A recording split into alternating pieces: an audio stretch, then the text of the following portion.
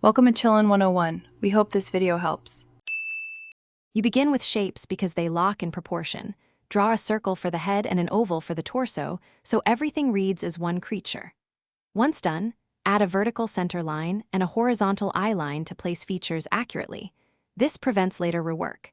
Make limb guides with simple straight lines and mark paw size about 1/2 head width. Doing this gives you a flexible skeleton to refine, and it saves time versus redrawing the whole figure. Now refine the head and facial shapes so the panda reads as cute and combo-ready.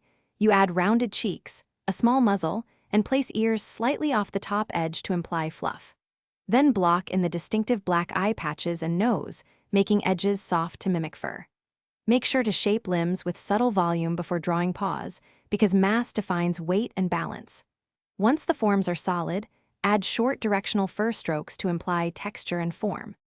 Finish by choosing a light source, then shade the panda with soft gradients so black patches read heavy against white fur.